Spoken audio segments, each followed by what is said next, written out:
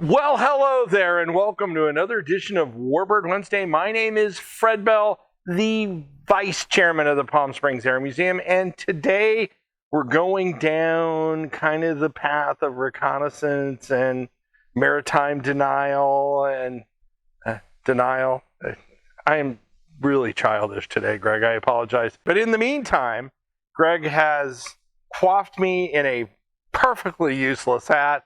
I am Zorro.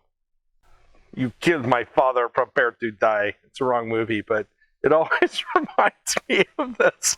I don't know why. So I'm going to take that out. Actually, I kind of tickled myself with that, Greg. There you go.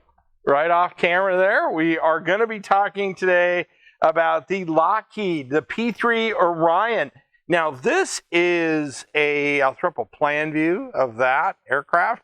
Now, of course, this is based on the Lockheed, the L-188 Electra design was the original design. I'm going to talk about that a little bit because Lockheed had some interesting issues with this. Now this is, we're probably talking primarily coming out of World War II, we were dealing with stopgap aircraft because we were doing a transition to turboprops, which is this aircraft has turboprops, and jet assist and stuff like that. This aircraft is not a stopgap aircraft. It is still in the inventory in some countries. It is one of the few airplanes that crossed the 50-year mark with the B-52 and some other aircraft that were in continuous military service, which is really cool. My race de guerre assistant, pretty good, race de guerre. I don't know if that's spelling it correctly. Its first flight was in 1959, and its introduction was actually in August of 1962. I was born in July. My birthday's coming up, so very close to my birthday. Of course, I'm 16 years old. It's actually being replaced by the P-8, the Poseidon, which Greg can throw up that. Now, it replaced the P-2, which we talked about, and the P-5.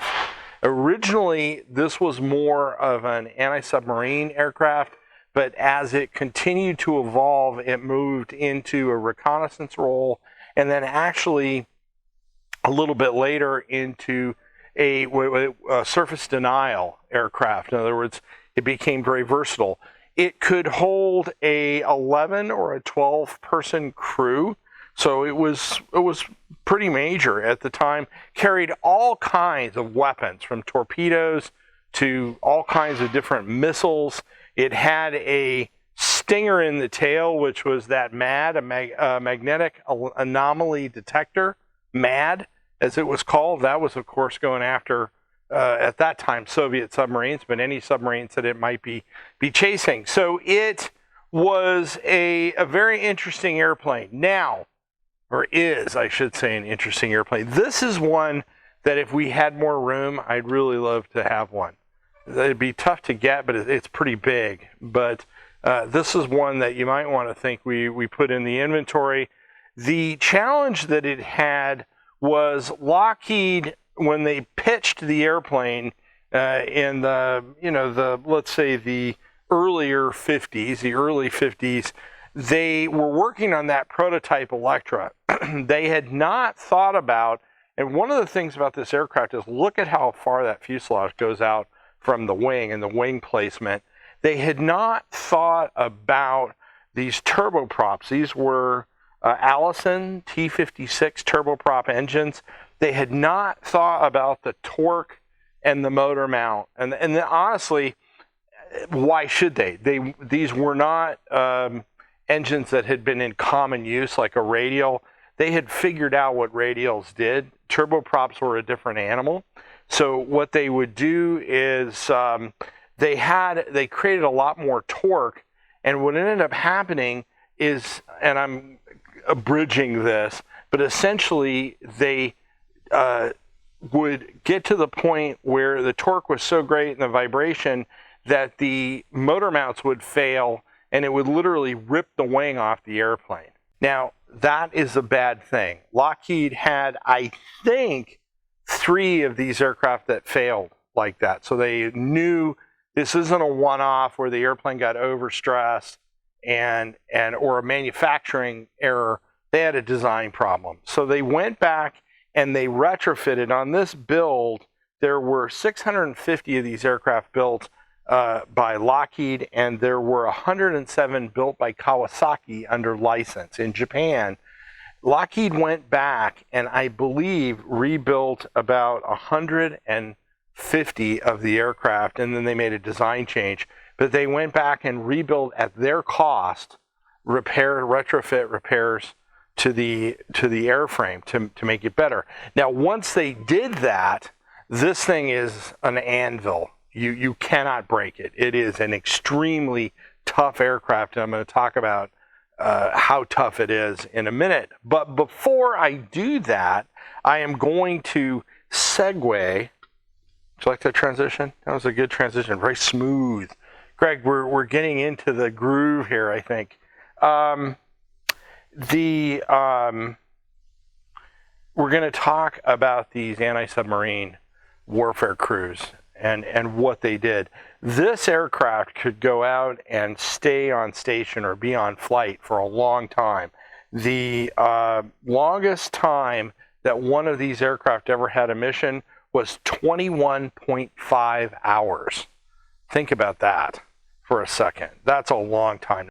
Now, when they loiter for, let's say, 21 hours, how do they do that? What they do is they will shut down the number 1 engine.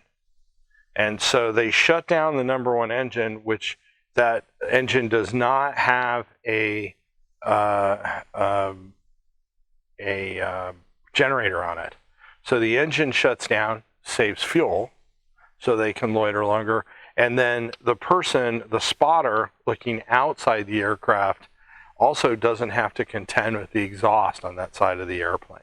So that was one of the little secrets. These were very difficult missions. We talked about the P-2, and I had some folks come back, operators, say, well, it wasn't that boring. I had a great time. Maybe it was, but I don't know. 21 hours in a P-3 has to be difficult. At sea, you're looking for the enemy. At that time, you're on anti-submarine warfare. As I said, this aircraft and the equipment that was in it, it was deadly for Soviet submarines. It could fire, homing torpedoes, all kinds of different things. If it detected a Russian submarine, they didn't stand a chance. So to all of the P-3 crews, those Lockheed P-3 crews, I want to salute you, and I'm going to do it today. We had Zorro, now we have Tropicola. This actually might be, let's see, cola, champagne soda. We're punching up on this one. This is champagne soda. 210 calories. This may be an all-time record. 112% of your daily sugar. This one is definitely, so if my head explodes or I drop into a coma, you'll let me know here. All right, but to all of the P-3 crews and the folks that were doing detection out there and keeping it safe, especially from the Russian boomers, those ballistic missile submarines, I salute you.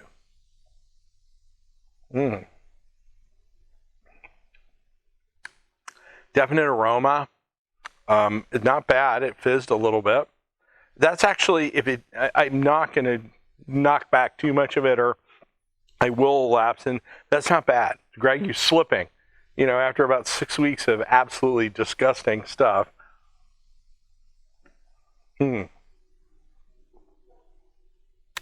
That's actually not bad. That's pretty good. I have to give you some, Greg, after you can put that in a glass. So these aircraft would, and we've seen it with Chinese aircraft in some of the stuff going on in the South China Sea, which they would cut them off and let them get into the wake wash or worse of the jet airplanes, which the turbulence had to be just all, depending on how close they got, pretty bad. And the air crews out there had to deal with quite a number of challenges. Now, the airplane continued to evolve. It evolves first into a reconnaissance role where they put more and more reconnaissance detection sensors on the aircraft, and they could do more of, remember, we were moving into being able to move more and more data with data links as the military communication system improved, and they could move more and more data. So the aircraft would uplink and could move more data. And then with the Iraq war and with Afghanistan, they moved into surface reconnaissance. And the aircraft actually had sensors and things put on them that they moved from a sea role to a land role, and they could provide essentially overwatch. And I don't want to oversell that because they would still need assets to provide air support, but they could provide reconnaissance both in the Iraq war and into Afghanistan. And that's just very recently that they did that. So they have really continued. This is a versatile platform. The airplane also was involved in combat in Libya, where it actually fired on a Libyan patrol boat to the point where it had to be beached. So it did some damage on that. And the other thing is that the Iranians, like the F-14s, the Iranians had 6 of these. They now have 4 with 2 parts birds. They're parting out the other aircraft. But that is something I didn't know. When I did the research on this, I didn't know that the Iranians had gotten some of those before the relationship fell apart. But the Iranians have some of these as well. They are being exported to various countries, and I think you're going to see this thing go on for a long time. It's a very versatile airplane. This aircraft is so tough that it's a hurricane hunter. It will fly into hurricanes, and the ones that they use for that can detect the pressure inside the hurricane, and they're hurricane hunters. I think this is an airplane that's going to go on for quite a long time. Now, it has been told to us by some former P-3 operators that this is a fun fact that I can't prove, but that they would also fly over surfaced Soviet submarines and drop beer and Playboys. But I'm not sure. Maybe they were corrupting the Soviet Union at one sub at a time. So I'm not going to say who said that because I don't have permission to use his name. But there is a P-3 operator that told me that through somebody that this actually did happen. So we'll leave that to the unsung exploits of history. But the aircraft is now headed to the boneyard. I can see where a lot of them probably will be repurposed by other navies, other entities, but it is headed into retirement with the United States Navy and all of its other little operators. Now, if you want to amaze your friends and prove to people how cool you are, I am showing you, this is a medal. This is actually cool. I have never built one of these. I really should. The picture looks great. Unfortunately, with models, you know how the picture is. The picture looks great, and then it looks to me like I've been smashing it in my forehead for 5 hours. This is an F-14 Tomcat, a Navy bird. It is metal. It goes on a little stand. There is no glue required, which means you can cut yourself as much as you like and not poison yourself with the glue. But this looks pretty cool. If you click on the link, go down, Jason will happily run down to the mailbox and throw one of those in. So click on that link.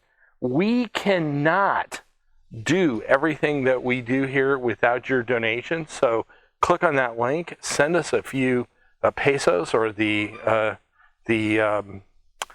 currency of your choice, and we will use it to continue to keep all this great stuff alive. If you are teaching the kids at home or want to do some fun exercises with the kids. We do have educational links to educational programs that are they're free. You can download them.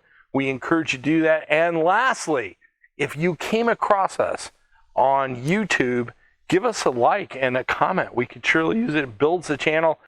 If you know somebody that likes aviation videos, we do it in one take. There's not a lot of production to this. We do it in one take, but we try to tell you stuff that you may not know, or little obscure things about the aircraft. If you like that, give us a like, give us a comment, and forward us to your friends. Subscribe. We could certainly appreciate that. If you came across us on Facebook, give us a like and a comment. We surely appreciate all that, and we will respond back to you. My name is Fred Bell. I am the Vice Chairman of the Palm Springs Air Museum. Thanks so much. Have a great day.